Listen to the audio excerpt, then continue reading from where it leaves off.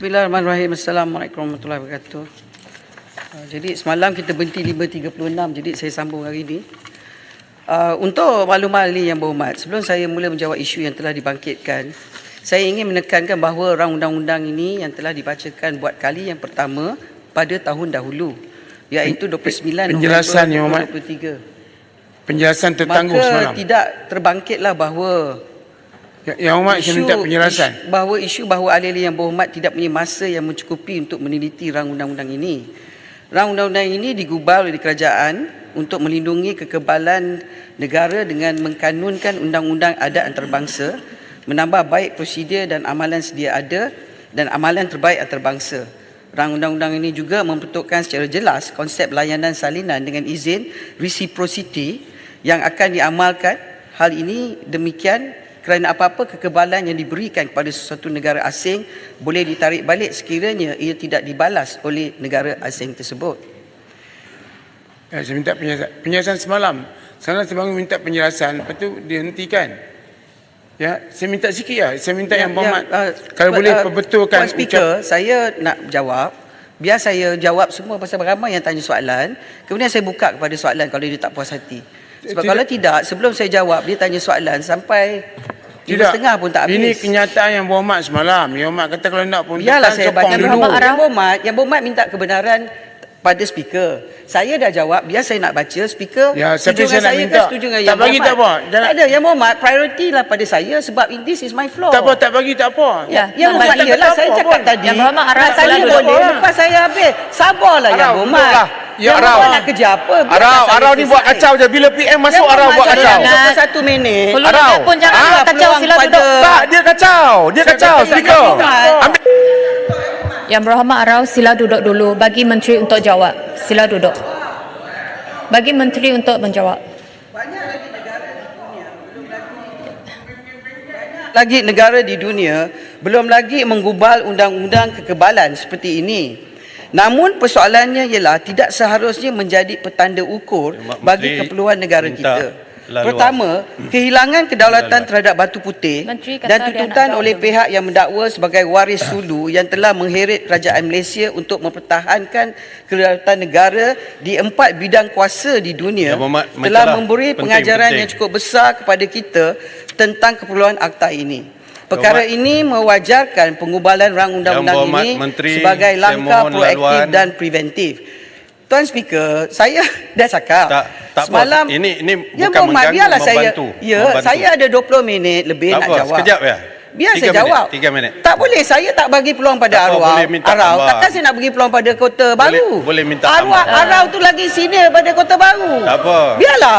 Saya dah janji ke Arau, lepas ni saya akan jawab. Tapi biarlah saya habiskan Kota Baru. Sabar, kita ni puasa. Sabar.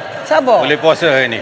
Terima kasih. Sekiranya negara kita telah mempunyai undang-undang kekebalan seperti ini dan sebelum ini, kerajaan Malaysia dalam kes tuntutan Sulu tidak akan diheret ke mahkamah di 4 bidang kuasa iaitu Sepanyol, Perancis, Belanda dan Luxembourg. Hal ini adalah kerana kita akan mempunyai asas perundangan yang lebih kukuh untuk menegaskan hak kekebalan negara di mahkamah-mahkamah yang berkaitan. Saya akan menjawab isu-isu yang dibangkitkan oleh ahli-ahli yang berhormat.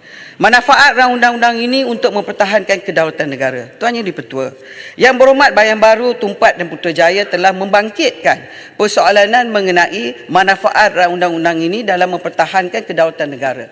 Secara khususnya bagaimana ia dapat mengelak tuntutan pihak lain seperti tuntutan pihak yang mendakwa waris Kesultanan Sulu pada masa hadapan. Untuk menjawab persoalan ini, pihak-pihak luar boleh memfalkan tuntutan mereka kerana tiada undang-undang yang menghalang mereka untuk berbuat demikian. Namun di peringkat mahkamah, di mana satu tuntutan difalkan, rang undang-undang ini boleh digunakan untuk menegaskan kedudukan Malaysia mengenai kekebalan negara asing seperti mana yang diperuntukkan di bawah rang undang-undang ini. Seperti yang saya jelaskan sebentar tadi, rang undang-undang ini juga memperuntukkan elemen layanan salingan dengan izin reciprocity yang boleh digunakan untuk menarik balik apa-apa kekebalan sama ada semua atau mana-mana kekebalan yang berkaitan seperti mana yang diperuntukkan dalam fasal 30 rang undang-undang sekiranya mahkamah bidang kuasa lain tidak melayan permohonan kekebalan di hadapannya. Ini adalah kerana Malaysia kini akan mempunyai undang-undang domestik yang telah dikanunkan. Untuk maklumat ahli yang berhormat, United Kingdom memperuntukkan kekebalan negara asing melalui State Immunity Act 1978, manakala Singapura pula memperuntukkan kekebalan negara asing melalui State Immunity Act 1979 yang mirip dengan perundangan kekebalan di United Kingdom. Secara amnya, kedua-dua perundangan di negara Berkaitan dengan tersebut Singapura yang mengamalkan prinsip doktrin restrictive immunity dengan memperuntukkan beberapa had kekebalan utama negara. Ya, Berhormat, Kanada berkaitan juga dengan yang mengamalkan Berhormat doktrin restrictive immunity akta yang sama di melalui State Singapura. Immunity Act 1985. Yang Ini Berhormat bermaksud rang undang-undang Yang ini Berhormat Menteri. mengguna pakai pendekatan yang sama seperti yang guna pakai dalam undang-undang kekebalan negara tersebut selain mengambil kira perkembangan undang-undang adat antarabangsa termasuklah dengan izin United Nations Convention on Jurisdictional Immunities of States and Their Property 2004. Menteri, Bayan Baru. Sebelum, tak boleh, biar saya selesai ni 17 minit, lepas tu saya buka. Tak ada Okey. masalah, saya tak lari ke mana. Saya akan selesai rang undang-undang ni, insya-Allah. Sebelum pengubalan rang undang-undang ini, Malaysia tidak mempunyai undang-undang spesifik yang memperuntukkan mengenai kekebalan negara asing. Malaysia mengamalkan prinsip undang-undang adat antarabangsa, customary international law. Beberapa kes Mahkamah Malaysia telah mengiktiraf prinsip kekebalan negara asing berdasarkan customary international law. Sebelum ini, Malaysia menggunakan doktrin dengan izin absolute immunity apabila sesuatu negara asing mempunyai kekebalan mutlak daripada bidang kuasa mahkamah di Malaysia seperti yang diputuskan dalam kes Miguel lawan Sultan of Johor 1894 1QB. Walau bagaimanapun, berdasarkan kes Commonwealth of Australia lawan Mitford Malaysia 9 Berhad 1990, Malaysia telah mula menggunakan doktrin dengan izin restrictive Yang immunity. Berhormat Puan Speaker, Restrictive peraturan immunity merupakan kekebalan terhad yang 36-12. diberikan kepada aktiviti dan tindakan sesebuah kerajaan yang berdaulat dengan izin sovereign Hormat. activities dan Peraturan governmental Dewan acts yang tidak 36-12. termasuk tindakan yang bersifat komersial Berhormat Menteri. dengan izin acts of commercial nature. Peraturan Dewan Peraturan yang mana yang berhormat? 36-12. Iaitu Saya sebut dah. Okey. Patutnya yang tanya speaker bukan apa ni Hormat Menteri. Yalah, sebab saya nak habiskan 15. yalah. Yang berhormat speaker, adakah jam minit dia akan diberhenti sebentar Ya. supaya dia boleh tanya peraturan mesyuarat? Silakan. Kalau Okey, nak terima tanya. kasih Yang Berhormat Tuan Speaker, terima kasih Yang Berhormat Menteri.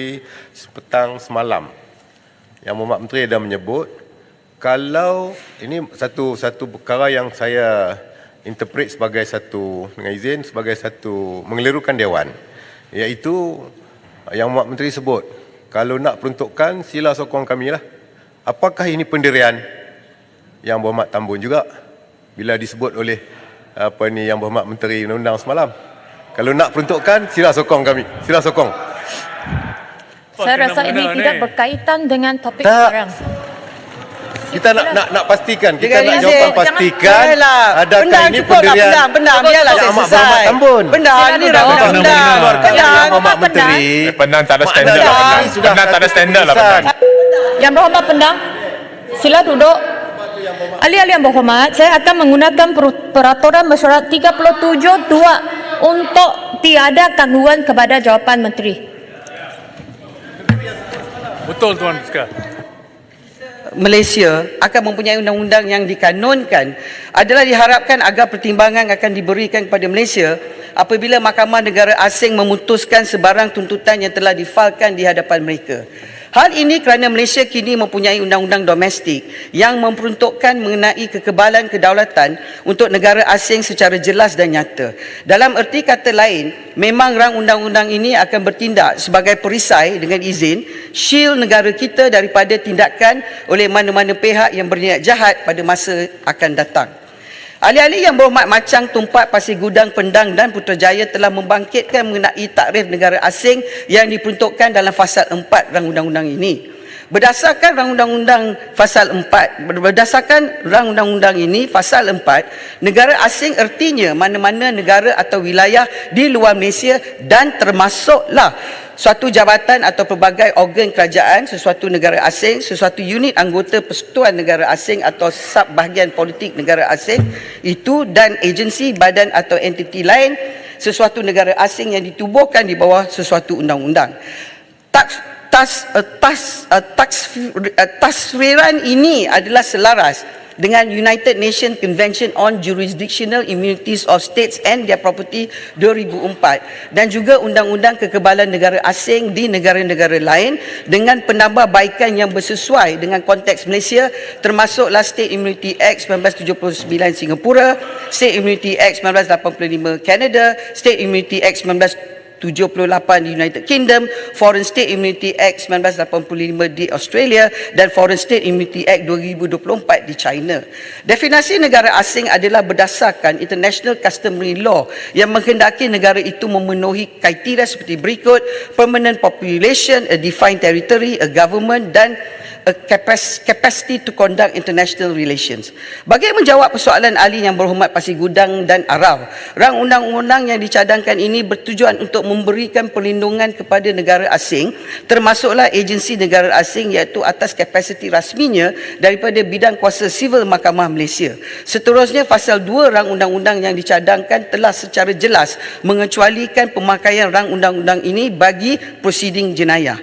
Oleh itu, sekiranya agensi negara asing seperti CIA atau Mossad melakukan tindakan jenayah seperti mencederakan atau membunuh mana-mana orang awam di Malaysia, mereka tidak menikmati kekebalan di bawah rang undang-undang ini kerana kesalahan tersebut merupakan kesalahan jenayah. Tambahan pula, CIA dan Mossad tidak mempunyai bidang kuasa untuk menguatkuasa undang-undang negara mereka di Malaysia kerana undang-undang yang terpakai bagi orang awam di Malaysia tanpa mengira warga negara ialah undang-undang Malaysia. Oleh yang demikian, tindakan CIA atau Mossad mencederakan atau membunuh mana-mana orang awam di Malaysia tidak boleh dikategorikan sebagai bertindak atas kapasiti rasmi. Maka apa-apa tindakan bersifat jenayah oleh CIA atau Mossad adalah tertakluk kepada undang-undang Malaysia lain yang berkaitan, termasuklah kanun keseksaan. Oleh itu, undang-undang jenayah Malaysia tidak boleh terlepas daripada kuasa undang-undang Malaysia. Kemudian, kuasa Perdana Menteri menarik balik kekebalan yang telah diberikan bawah Fasal 30, kuasa untuk mengecualikan Fasal 32 dan kuasa untuk membuat peraturan-peraturan Fasal 33.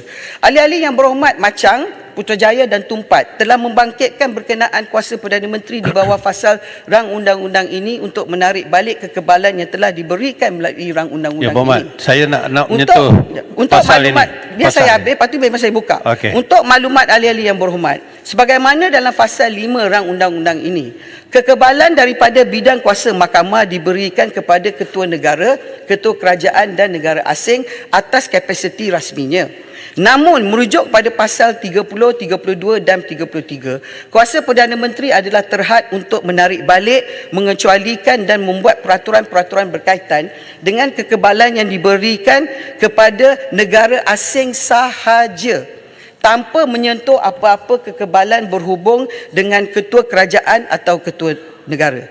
Seterusnya, penarikan balik kekebalan yang telah diberikan kepada sesuatu negara asing merupakan satu tindak balas berbangkit dengan izin consequential reactive action sekiranya Malaysia tidak diberikan kekebalan yang setanding dengan kekebalan yang diberikan kepada negara asing tersebut. Justru Perdana Menteri selaku pengurusi Majlis Kekebalan Negara Asing yang dianggotai oleh 12 ahli-ahli anggota majlis yang lain telah diberikan mandat dari segi undang-undang untuk mempertimbangkan dan memutuskan secara kolektif mengenai perkara ini dan bersifat teknikal dan operasi yang lebih sesuai dijalankan oleh pihak eksekutif. Oleh itu, ia bukan satu keputusan yang dibuat oleh Perdana Menteri secara bersendirian. Sebagaimana yang telah saya maklumkan di dalam Dewan Yang Mulia ini semalam, rang undang-undang ini juga telah pun dipersembahkan dan memperolehi perkenan Majlis Gaja-Gaja Melayu pada 25 dan 26 Oktober 2023 selaras dengan Fasal 5 Perkara 159 Perlembagaan Malaysia yang dibaca bersama dengan Fasal 4 Perkara 38. Sebagai perbandingan di United Kingdom, kekebalan ketua negara dengan izin Head of State diperuntukkan di bawah Seksyen 14 dan 20 State Immunity Act 1978. Seksyen 21 SIA 1978 di United Kingdom juga memperuntukkan bahawa sijil hanya diberikan oleh setiausaha negara yang setaraf dengan ketua setiausaha negara kita. Menjadi bukti yang tidak boleh dipertikaikan antara lain sama ada orang itu dianggap sebagai ketua negara. Adalah juga diperhatikan bahawa berdasarkan Seksyen 8 Akta Organisasi Antarabangsa Keistimewaan dan Kekebalan 1992, penarikan balik keistimewaan dan kekebalan daripada wakil atau dengan izin member of official staffs of the representative hanya dibuat oleh Menteri Luar Negeri. Buat masa ini, amalan semasa ialah perakuan negara berdaulat dikeluarkan secara pentadbiran oleh Kementerian Luar Negeri. Perkara ini juga telah dibincangkan dalam kes LFF Sdn Bhd melawan Kerajaan Malaysia and Another 2022, di mana sijil yang dikeluarkan oleh Ketua Setiausaha Kementerian Luar Malaysia pada 16 April 2020 dianggap sebagai bukti mutamat mengenai kekebalan Singapura sebagai negara berdaulat. Rang undang-undang ini juga tidak boleh disamakan dengan Akta Majlis Keselamatan Negara 2016 yang antara lain memperuntukkan kuasa kepada Duli Yang Maha Mulia Yang di-Pertuan Agong di bawah Seksyen 18 bagi perisytiharan kawasan keselamatan dan menyekat hak-hak asasi rakyat yang termaktub di bawah Perlembagaan Persekutuan. Hal ini dalam demikian adalah kerana Akta 776 memperuntukkan tentang hal perkara keselamatan dan kedaulatan negara seperti mana dalam perenggan 4 bracket A yang memperincikan fungsi Majlis Keselamatan Negara berbanding dengan rang undang-undang ini yang memperuntukkan hanya tentang kekebalan bidang kuasa negara asing yang melibatkan perkara pentadbiran dan operasi. Kedua-dua undang-undang digubal bagi maksud yang berbeza dan tidak boleh dilayan secara setara. Sekali lagi ingin saya menekan bahawa kuasa-kuasa Perdana Menteri yang diperuntukkan dalam pasal 30, 32 dan 33 adalah satu perkara operasi dan pentadbiran yang telah ditambah baik berdasarkan amalan sedia ada selaras dengan amalan terbaik antarabangsa. Oleh itu, berdasarkan penjelasan tadi, kegusaran mengenai penyalahgunaan kuasa oleh Perdana Menteri tidak berbangkit sama sekali. Ahli-ahli yang berhormat Bukit Gelugur telah membangkitkan persoalan sama ada kuasa Majlis Kekebalan Negara Asing mempunyai dengan izin force of law bersifat binding dan boleh dicabar. Memetik fasal 2 perkara 160 Perlembagaan Persekutuan, tafsiran undang-undang termasuklah undang-undang bertulis, common law setekat yang berkuat kuasa di dalam persekutuan atau mana-mana sebahagiannya dan apa-apa adat atau kelaziman perlembagaan persekutuan yang mempunyai kuat kuasa undang-undang di dalam persekutuan atau mana-mana bahagiannya. Memandangkan Majlis Kekebalan Negara Asing ditubuhkan di bawah perundangan, maka apa-apa keputusan yang dibuat olehnya mempunyai kuasa-kuasa undang-undang dengan izin force of law. Dalam hal ini, fasal 22 rang undang-undang ini secara langsung memberikan kuasa undang-undang kepada Majlis Kekebalan Negara Asing dengan penggunaan perkataan hendaklah mempunyai kuasa dengan izin shall have power. Maka memandangkan ia dibuat di bawah peruntukan undang-undang, ia juga adalah mengikat dengan izin binding. Merujuk kepada kes Mahkamah Persekutuan Dr. Michael Jayakumar Devra Raj melawan Peguam Negara Malaysia 2013, Raos Sharif PCA, Presiden Court Appeal pada masa tersebut menyatakan bahawa dengan izin, we have to take cognizance of the fact that government policies emanate after consideration of a number of technical factors which are often non-legal and judges do not possess the necessary information and expertise to evaluate these non-legal factors and to pass judgment on the appropriateness or adequacy of a particular policy. Berdasarkan keputusan kes Mahkamah Persekutuan ini, apa-apa keputusan eksekutif atau melibatkan polisi kerajaan adalah dengan izin tidak boleh diadili, dengan izin non-justifiable dan tidak boleh dicabar atau dipertikaikan di mahkamah. Namun ia tidak menghalang mana-mana pihak untuk memfailkan tindakan di mahkamah sekiranya difailkan ia boleh dipertahankan.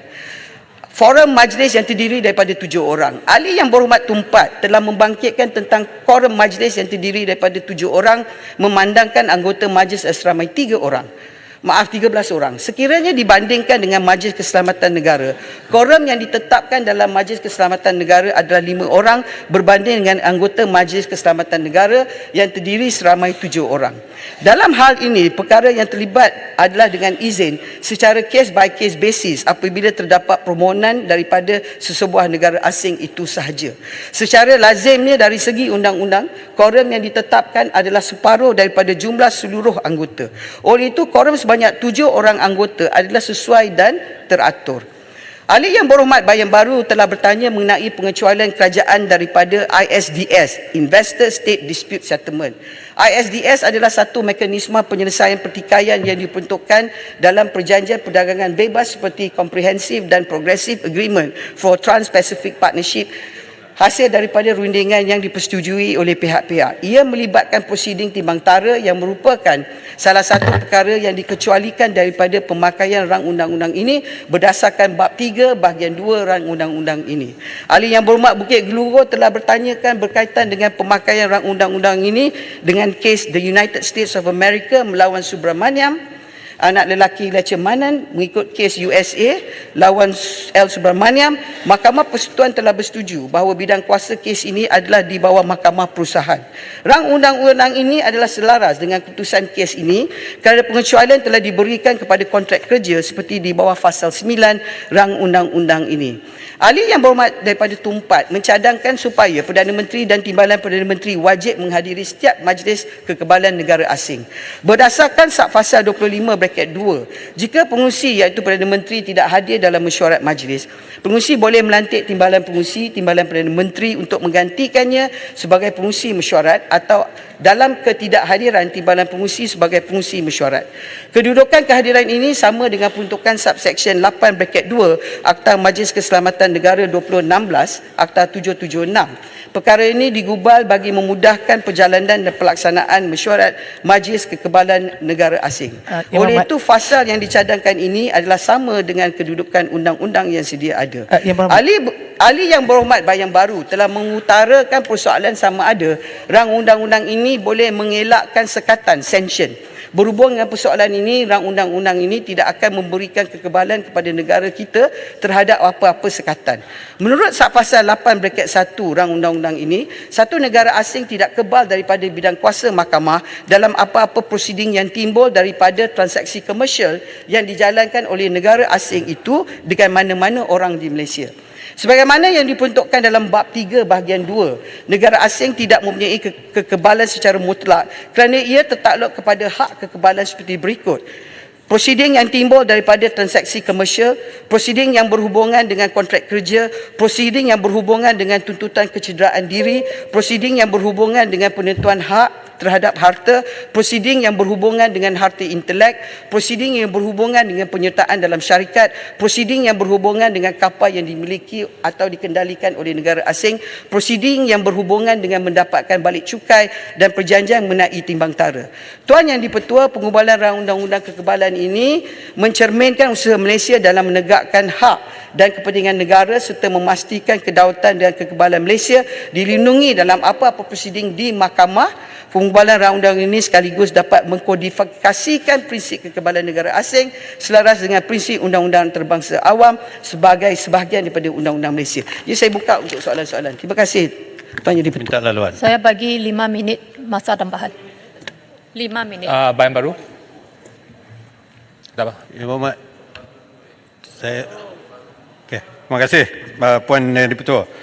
Terima kasih Yang Berhormat Menteri. Saya di pihak kami pembangkang mengatakan bahawa rang undang-undang ini adalah satu rang undang-undang yang berkaitan rapat dengan kedaulatan negara ataupun sovereignty of the state. Oleh sebab itu, perkara-perkara yang dimasukkan dalam rang undang-undang ini adalah cukup penting. Saya ingin menyentuh mengenai dua fasal, iaitu fasal 32 dan fasal 33 yang telah disebut secara sepintas lalu oleh Yang Menteri tadi. Fasal 32 tajuknya adalah kuasa untuk mengecualikan, power to exempt. Manakala fasal 33 kuasa untuk membuat peraturan. Ya. Saya ingin mendapat penjelasan daripada pihak kerajaan mengenai kedua-dua fasal ini yang dengan jelasnya menyatakan bahawa kuasa untuk mengecualikan dan juga kuasa untuk membuat peraturan diberikan kepada Perdana Menteri, full stop. Bukan Perdana Menteri dalam Majlis Kekebalan Negara Asing. Bukan, Perdana Menteri. Jadi dalam hal ini, saya merasakan bahawa ianya agak berbeza dengan undang-undang di negara-negara lain yang terlebih awal dibuat daripada kita di Malaysia. Saya ambil contoh United Kingdom. Ya. Ini adalah State Immunity Act 1978. dalam Part 1, Proceedings in United Kingdom by or against other state. Saya nak menyebut Section 15 ya. Tajuknya adalah Restriction and Extension of Immunities and Privileges. Dengan izin, saya ingin baca. 15.1. If it appears to Her Majesty that the immunities and privileges conferred by this part of this Act in relation to any state exceed those according dan sebagainya. Yang penting di sini, Her Majesty may by order in council provide for restricting or as case may be extending those immunities. Itu yang pertama. Maknanya yang mempunyai kuasa di United Kingdom dalam hal yang berkaitan dengan restriction and extension ini adalah Her Majesty ataupun Queen itu sendiri. Yang kedua, saya ingin merujuk pada authority daripada Australia, ya, sebuah negara Commonwealth juga. Undang-undangnya bernama Foreign States Immunities Act 1985, Section 42. Tajuknya Restrictions and Extensions of Immunities and Privileges General. Subsection 1. Where the minister is satisfied that an immunity or privilege conferred by this act in relation to a foreign state is not accorded by the law of foreign state in relation to Australia, the Governor General, not the Prime Minister, the Governor General may make regulation modifying the operation of this act with respect to those immunities and privileges in relation to the foreign state. And subsection 2 pun menyebutkan perkara yang sama, the Governor General. Maknanya bukan Prime Minister. Yang ketiga, Singapore. Statutnya yang berbunyi Statute of the Republic of Singapore, State Immunity Act 1979, Section 17. Bertajuk Restriction and Extension of Immunities and Privileges. If it appears to the President, not the Prime Minister, the President, that the immunities and privileges conferred by Part 2 in relation to any state exceed those accorded by law of the state, the President may, by order, the President, not even President in Council, the President may, by order, provide for restricting or extending those immunities and privileges to such extent as appears to the President to be appropriate. Persoalan saya, pasal 32 dan 33, walau apa pun penjelasan daripada Yang Berhormat Menteri, menunjukkan bahawa ini adalah, kalau tidak absolute power, very wide power given to the Prime Minister, kepada Perdana Menteri. Sedangkan dalam undang-undang di negara lain diberikan kepada Her Majesty ataupun Governor General dan juga President of the State, Head of the State. Jadi persoalannya, kenapa dalam undang-undang kita ini Perdana Menteri diberikan kuasa begini, tidak yang di-Pertuan Agong. Sepatutnya Head of the State mempunyai kuasa untuk membuat peraturan dan juga mengecualikan perkara ini. Jadi kami di pihak pembangkang minta satu kejelasan, clarity dalam perkara ini. Terima kasih. Ada sesiapa nak minta penjelasan lagi? Saya Tuan Ketua. Tadi Yang Berhormat Menteri kata kalau kita ada undang-undang ini dan negara lain ada undang-undang ini, maka kalaulah berlaku lagi kes Sulu ni, dia pergi kat negara tersebut, maka ada reciprocal, negara tersebut akan melindungi kita juga. Memandangkan banyak negara masih lagi tak ada undang-undang ini, apakah kemungkinan mereka boleh keadaan yang sama berlaku di negara-negara lain di seluruh dunia ni?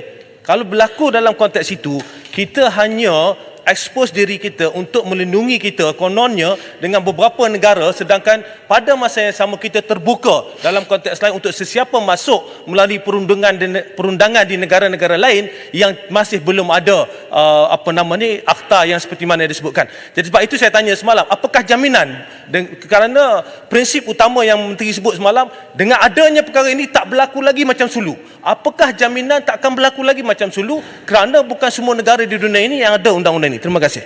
Bayang Baru. Terima kasih Puan Speaker. Saya nak tanya Menteri, kita tahu bahawa dalam kes Sulu ini, Cohen ini, dia pergi forum shopping di merata dunia untuk menjejaskan, menuntut apa yang hak kita dan juga kedaulatan kita. Jadi adakah rang undang-undang ini menentukan bahawa future arbitration atau court cases yang melibatkan kedaulatan negara kita diselesaikan di tanah Malaysia? Seperti apa yang berlaku di Sandakan Court pada tahun 1980, di mana waris sulu pernah mendapatkan segala tuntutan itu melalui mahkamah di Malaysia. Tetapi kerana sekarang kita nampak bahawa waris sulu ini sekarang telah pergi merata dunia untuk menuntut, maka dia akan menjejaskan kedaulatan dan negara lain tidak tahu tentang keadaan kita, maka adalah perlu bahawa rang undang-undang ini menetapkan bahawa segala dispute itu boleh disettlekan di Malaysia. Mohon penjelasan. Arau. Saya tanya semalam tak dijawab, iaitu tentang Seksyen 3, iaitu peruntukan yang dibuat ini tidak mengurangkan peruntukan yang sedia ada. Jadi peruntukan sedia ada ini memberi imuniti kepada negara dan juga agensi, termasuk ejen. Adakah saya tanya CIA, KGB, MI5, MI6, Mossad diberi imuniti ataupun tidak dapat dengan menggunakan peraturan sekarang? Ringkas saja, terima kasih. Sehubungan dengan apa yang dibawa oleh Ketua Baru, kembangan kami di pihak pembangkang dengan kuasa yang begitu luas pada Menteri, kemungkinan besar apa yang berlaku dalam isu ambalat yang kuasanya sepenuhnya kepada Menteri, sehingga sekarang kita ahli parlimen sama ada sebelah sana atau sini tak tahu sebenarnya isi benda tersebut. Yang mana di Indonesia mereka meraihkan kejayaan, habis di sini kita tahu apa isi.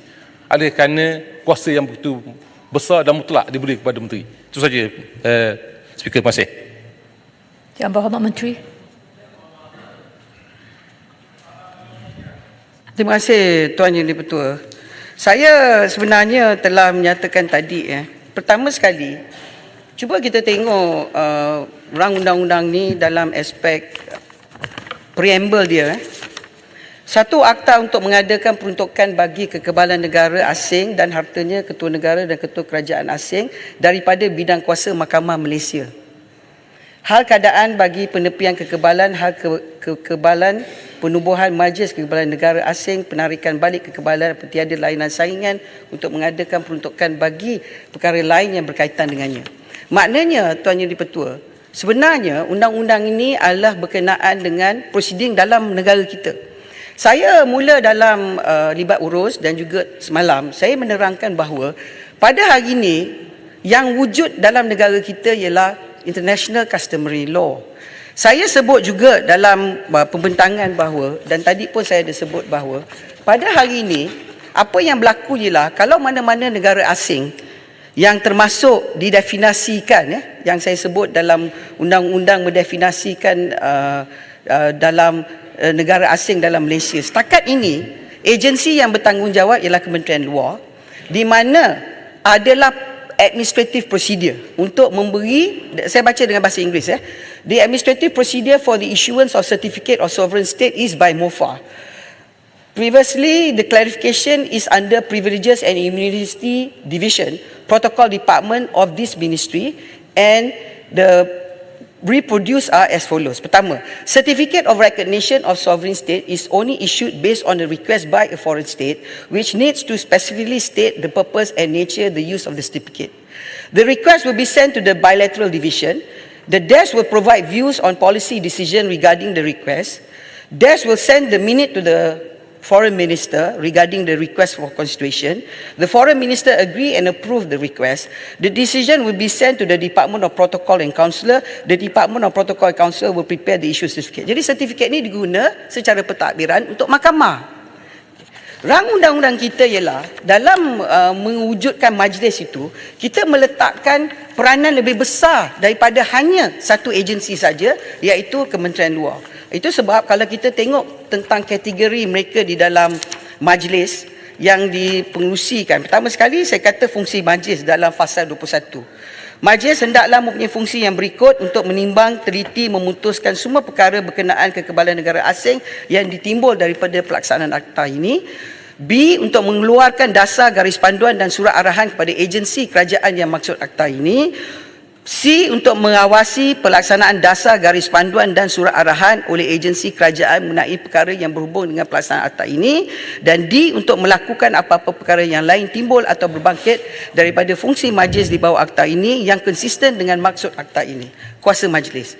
Fasal 22 mengatakan majlis hendaklah mempunyai kuasa dan boleh melakukan segala perkara yang perlu bagi atau berkaitan dengan atau bersampingan dengan pelaksanaan fungsinya di bawah akta, termasuk untuk memperakui secara bertulis apa-apa fakta berhubungan persoalan sama ada suatu negara, seseorang ikut mana-mana yang berkenaan, iaitu sesuatu negara asing, seseorang negara asing atau seseorang ketua kerajaan mengikut perintah akta ini, untuk memperakui secara bertulis apa-apa perkara yang berhubungan dengan kekebalan negara asing, untuk mengawal dan menyelaras agensi kerajaan yang berhubungan dengan penyampaian apa-apa kertas kausa dan dokumen lain yang timbul daripada mana-mana prosiding, dan untuk melantik apa-apa jawatan kuasa yang difikirkan perlu dan sesuai manfaat oleh majlis untuk membantu majlis dalam melaksanakan apa-apa fungsi dan dalam perjalanan kuasanya. Keanggotaan majlis terdiri daripada Perdana Menteri sebagai pengurusi, Timbalan Perdana Menteri, Timbalan pengurusi, Menteri dipertanggungjawabkan bahagian undang-undang, hal ehwal undang-undang, hal ehwal luar negeri, pelaburan, perdagangan, industri, kewangan, hal ehwal dalam negeri, sumber manusia, pengangkutan, pertahanan, perdagangan dalam negeri, bertanggungjawab tentang tanah dan kesejahteraan negara. Jadi itu dalam fasa 23. Jadi maksud saya ialah sebelum ada undang-undang ni yang nak dikanonkan, prosedur tentang kekebalan negara asing telah dibuat melalui Kementerian Luar. Satu agensi yang dilaksanakan oleh setiausaha. Maknanya there is a desk officer untuk membuat penentuan. Jadi yang berlaku pada hari ini, kita menawarkan, kerajaan Madani menawarkan wujudnya satu majlis. Satu majlis yang dipengurusikan oleh Perdana Menteri dan beberapa mereka yang saya sebut tadi. Objektif ialah supaya apabila apa-apa permohonan dilihat secara pentadbiran oleh majlis. Okay. Yang Berhormat Kota Baru mengatakan tentang kuasa Perdana Menteri ini tak disebut, dia seorang, tidak. Sudah tentu bacaannya akan bersama, kerana kalau kita tengok Akta Majlis Keselamatan Negara, saya tengok Akta MKN, bila kita sebut, kita tak boleh lari bahawa Akta MKN, Majlis Keselamatan Negara, ialah Majlis Keselamatan Negara. Kalau kita tengok di segi tafsiran preamble MKN, MKN ini akta sebenarnya, Tuan Yang di-Pertua, adalah akta ibu kepada isu semua keselamatan negara kita. Semua isu. Satu akta untuk mengadakan peruntukan bagi penubuhan Majlis Keselamatan Negara, perisytiharan kawasan keselamatan, kuasa khas pasukan keselamatan di dalam kawasan keselamatan dan perkara lain berhubung dengannya. Jadi jaminan dalam Akta Keselamatan Negara kita ialah kita tidak boleh lari daripada Section 4 fungsi MKN. Apa tu fungsi MKN? Majlis hendaklah mempunyai fungsi yang berikut. 4A. Yang Berhormat di sini ramai pernah jadi menteri, tahu. Untuk merumus dasar dan langkah strategik mengenai keselamatan negara, termasuklah isu kedaulatan. Termasuklah kedaulatan, integriti wilayah, pertahanan, kestabilan sosial politik, kestabilan ekonomi, sumber strategik perpaduan negara dan kepentingan lain yang berhubungan dengan keselamatan negara. Memantau dan melaksanakan dasar dan langkah strategik untuk memberi nasihat mengenai persediaan kawasan keselamatan dan untuk melaksanakan. Menteri ni tak jawab kehendak kita. Yang Berhormat, saya nak jawab. Jadi melaluk Yang Berhormat, apa pula melaluk? Takkanlah nak jawab pun. Yang Berhormat, kalau ya pun bagilah saya peluang untuk terangkan. Saya nak berlaku adil kepada yang lain untuk faham. Kita nak nama agung. Yang Berhormat tak isi semua yang Berhormat cakap tu yang lain pun faham. Biarlah saya terang daripada peranan kerajaan. Jadi yang saya nak terang di sini ialah Akta Keselamatan MKN ialah tentang kedaulatan. Akta yang kita buat rang undang-undang ini adalah menentukan, kalau kita baca fasa yang saya sebut tadi, yang mana yang Berhormat Kota Baru katakan kuasa hanya Perdana Menteri. Kita rujuk fasa 30.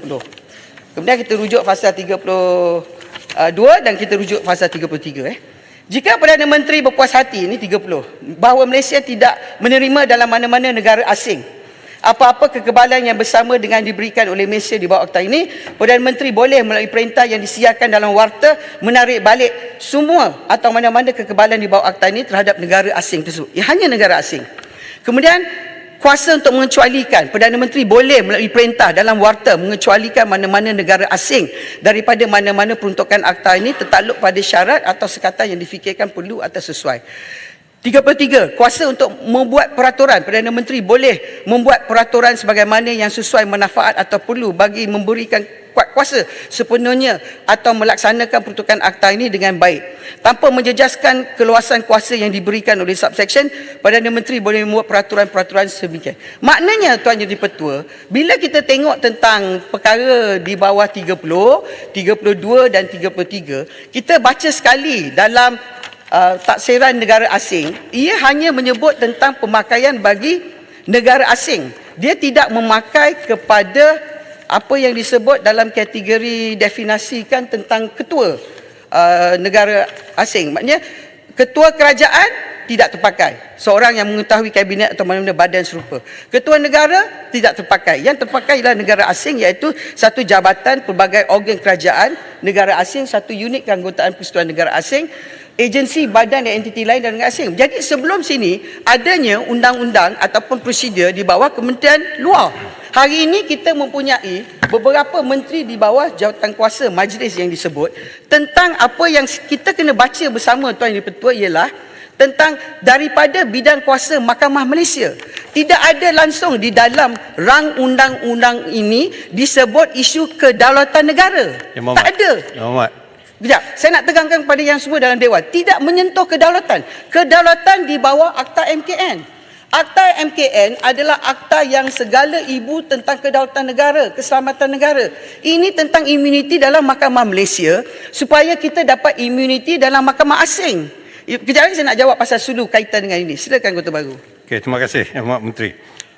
Tadi Yang Berhormat sebut yang dimaksudkan dengan kuasa Perdana Menteri di bawah 32 ataupun pasal 32 33 itu bermaksud kuasa Majlis Kekebalan negara asing. Kalau begitu, apa perlu lagi letakkan kuasa Perdana Menteri? Kalau itu telah menjadi kuasa kepada Majlis Kekebalan negara asing itu, yang pertama. Yang keduanya Yang Berhormat, saya nak buat sedikit comparison. Tadi Yang Berhormat kata kalau Perdana Menteri tak berpuas hati, itulah tindakannya. Di dalam Akta Foreign States Amenities Act Australia, ini saya betul, dia section 42 subsection 1, dia sebut where the minister is satisfied.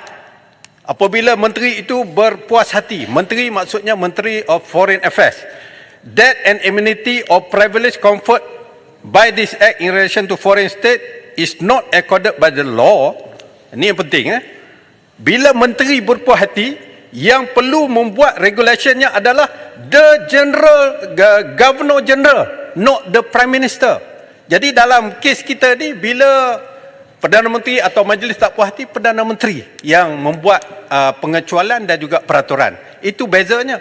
Di Australia ni, bila menteri tak berpuas hati, Menteri of Foreign Affairs tak berpuas hati, yang berkuasa untuk membuat restriction dan juga extension, not the minister, not the prime minister, but the Governor General of Australia. Kenapa tidak di Malaysia ini, bila Perdana Menteri berpuas hati bahawa negara-negara itu telah melanggar peraturan yang kita tetapkan, yang di-Pertuan Agong boleh membuat apa-apa restriction dan juga extension. Itu maksud saya. Kenapa Perdana Menteri tidak yang di-Pertuan Agong, tidak head of the state sebagaimana dalam negara-negara lain? Terima kasih. Saya bagi 5 minit lagi untuk selesaikan semua. Yang Berhormat Kota Baru. Boleh saya tanya berkenaan apa yang dibangkitkan oleh Kota Baru? Terima kasih. Saya nak tanya berkenaan dengan isu dengan apa yang dibangkitkan undang-undang di Australia tersebut, di mana Governor General itu yang membuat regulation seperti yang dinyatakan oleh Kota Baru tadi. Tapi adakah Governor General itu membuat regulation itu berdasarkan apa yang diputuskan oleh menteri? Oleh kerana sekiranya itu adalah keadaannya, maka Governor General itu acts on advice of the menteri dan bukannya membuat keputusan secara sendiri, betul? Jadi itu adalah keputusan menteri. Betul. Ya, betul. bukannya Governor General. Tapi dalam kes kita, bila Perdana Menteri berpuas hati, yang di-Pertuan Agong membuat satu-satu regulation on the advice of the cabinet. Boleh saja. Tapi kini tidak ada peranan head of the state. That is my question. Yang Berhormat Kota Baru. Kejap. Yang Berhormat Kota Baru. Anggola. Kejap. Yang Berhormat Kota Baru. Yang Berhormat Kota Baru kena faham bahawa contoh-contoh UK, Canada dan Australia yang Berhormat pakai, dia tak ada majlis. Dia satu orang je buat keputusan. Kita ada majlis. Majlis kita lebih daripada satu orang. protection yang kita beri lebih banyak daripada Canada, Australia dan juga UK yang mana Yang Berhormat bercakap.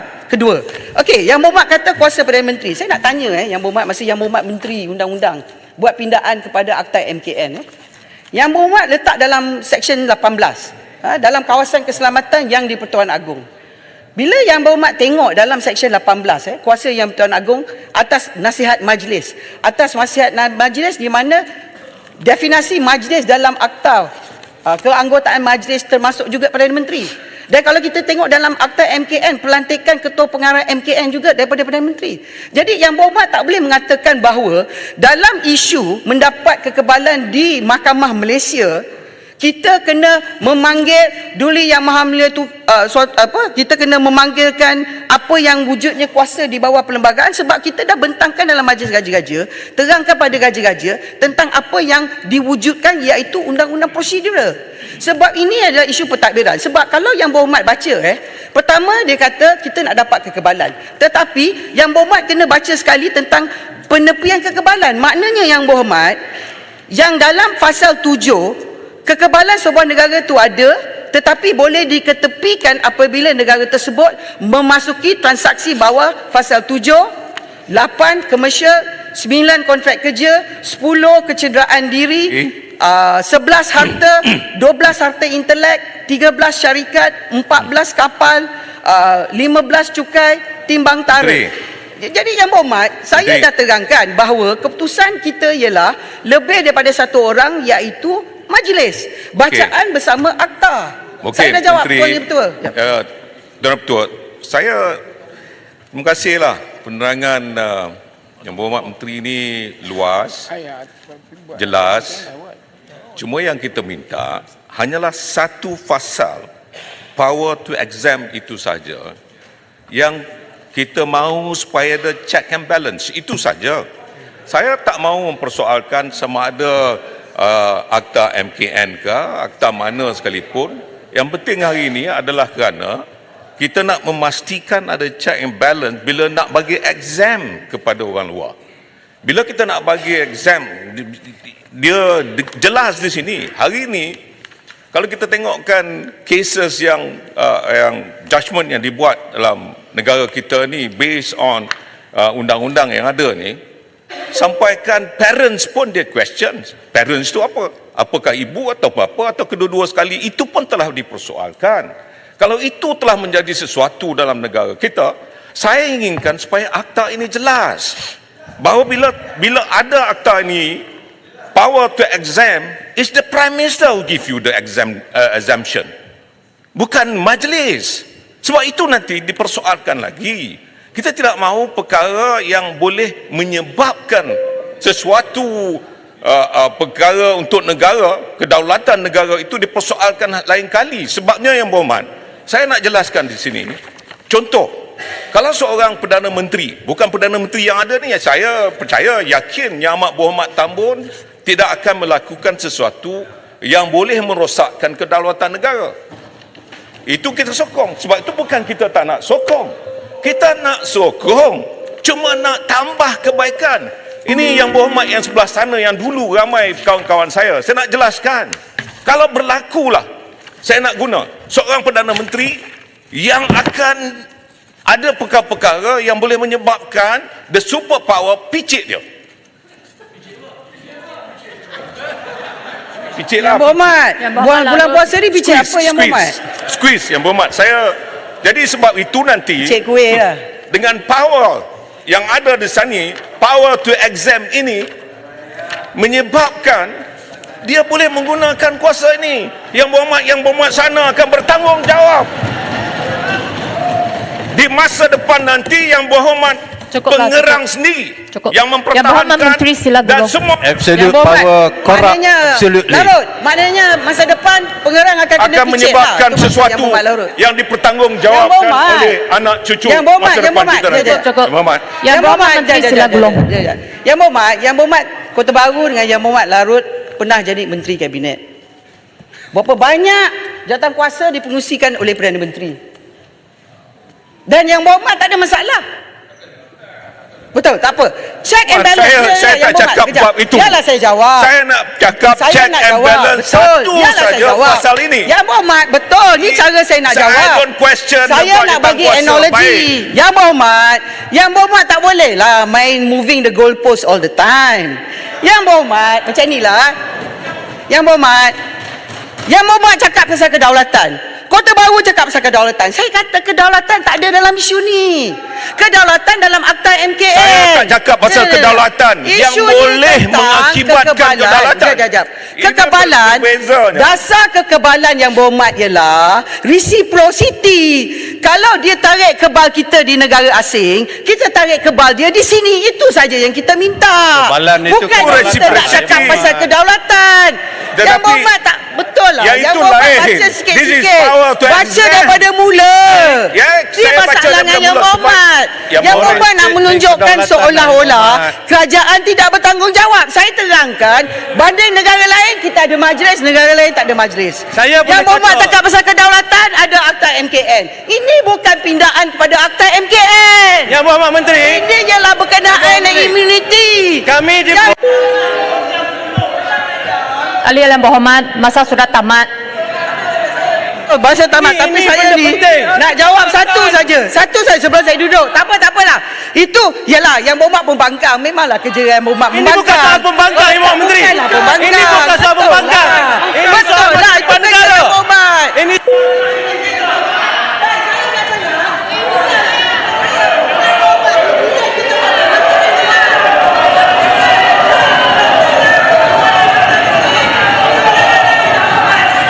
Ahli-ahli yang berhormat, sila duduk semua.